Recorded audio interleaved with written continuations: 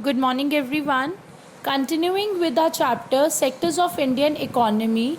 Today, first of all, we'll discuss about the classification of sectors of Indian economy. We have done earlier the classification of sectors on the basis of economic activities.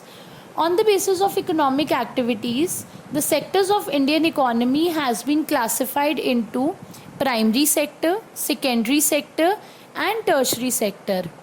And on the basis of organization, the sectors of Indian economy has been classified into organized sector and unorganized sector. We have studied about organized and unorganized sector in our previous video. Today we'll be discussing about the classification of sectors of Indian economy on the basis of ownership. Moving to the next slide.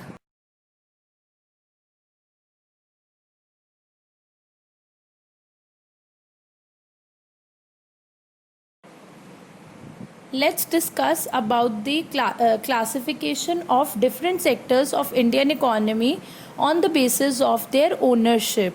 On the basis of ownership, the sectors of Indian economy has been classified as public sector as well as private sector. Now, what is public sector? Public sector is that sector which is owned by the central and the state government. वो sector जो central और state government की ownership के under आता है, that sector is known as public sector. While private sector is owned by the private individuals. This sector, private sector, is not owned by the central or the state government. It is being owned by the private individual. Public sector का main motive होता है to promote public welfare. We all know that government works for the welfare of the people. Similarly the sector which is owned by the government, that sector, that is public sector, also works for the public welfare, whereas private sector is motivated by the desire to earn profit. क्योंकि private sector government owned sector नहीं है, it is being owned by the private individuals. So the main motive or the main aim of this sector is to earn maximum profits. Then जो public sector होता है उसका main objective होता है कि there should be proper development of backward regions, there should be more and more creation of employment opportunities, equal employment generation होनी चाहिए, सभी लोगों को एम्प्लॉयमेंट मिलनी चाहिए. This is the main motive of the public sector. उनका main motive होता है कि जो बैकवर्ड एरियाज़ हैं उनकी मैक्सिमम टू मैक्सिमम डेवलपमेंट हो. But this social objective is not being found in the private sector. Then we'll have a look on the examples of public sector. Under public sector, we have railways, post offices, or many government owned companies come under the public sector. अब ये sector का main motive क्या होता है? To promote public welfare. इनको main motive इनका profit earn करना नहीं है, पब्लिक वेलफेयर करना है, डेवलपमेंट लेकर आनी है, इक्वल अपॉर्चुनिटीज़ देनी है. This is the main motive of the public sector. While private sector includes private companies like Reliance, TISCO की फुल फॉर्म हमने की हुई है, that is Tata iron and steel company. Then we have Tata. These all companies are owned by the individuals. So these companies come under the private sector जिनका main motive होता है to earn maximum profits.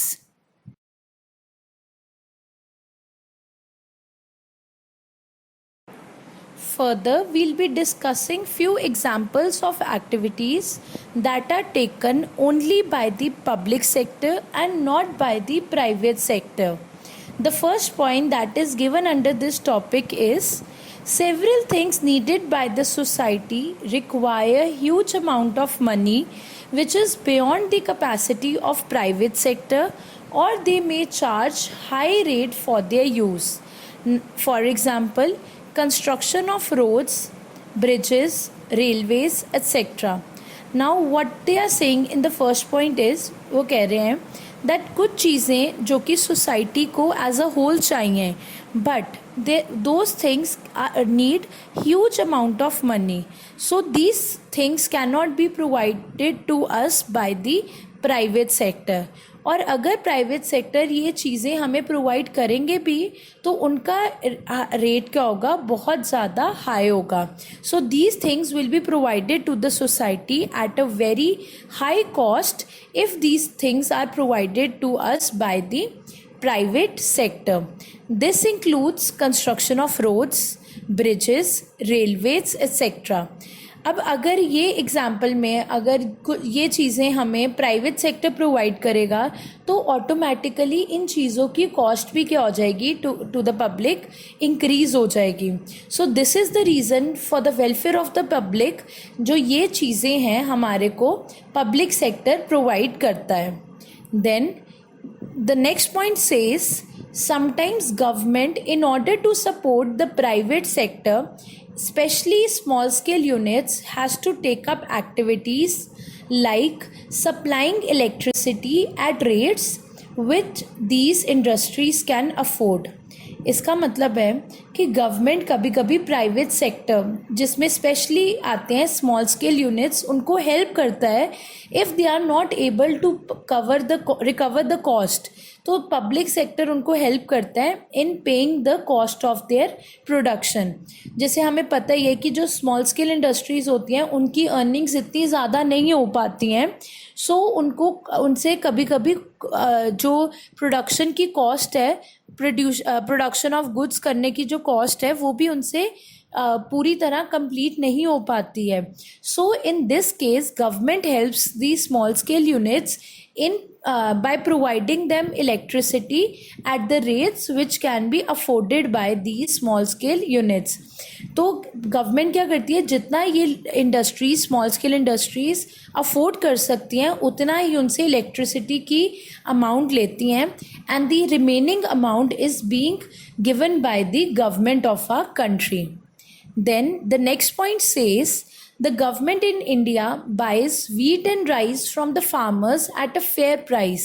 Now what is fair price? Fair price means कि जो हमारी government है वो हमारे Indian farmers से जब क्रॉप्स बाय करती है तो उनको जो रीज़नेबल प्राइस है, जो कि उनका प्राइस उनको एक्चुअली क्रॉप का बनता है, वही प्राइस पे वो फार्मर से परचेज़ करती हैं क्रॉप्स, जिसमें cost price plus profit include होता है फार्मर्स के लिए.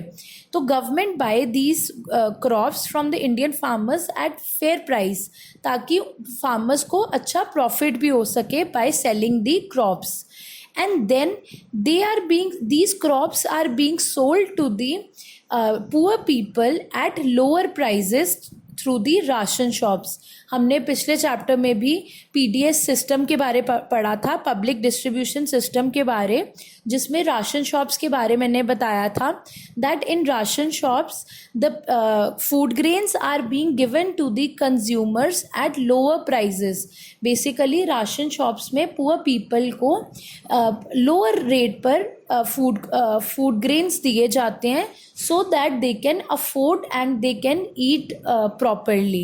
So the government buys crops from the farmers at good price and then sell these crops in through the ration shops to the poor people at reasonable price. The last point says spending on health and education is necessary as it is the primary responsibility of the government. जो हमारी health facilities हैं, एक country में अगर health facilities provide अगर अच्छे से provide की जाएंगी, एजुकेशनल फैसिलिटीज़ अच्छे से प्रोवाइड की जाएंगी, then only that country can become a developed country. So in our country also the responsibility of providing good health centers and educational facilities to the people, this is the prime responsibility of our government.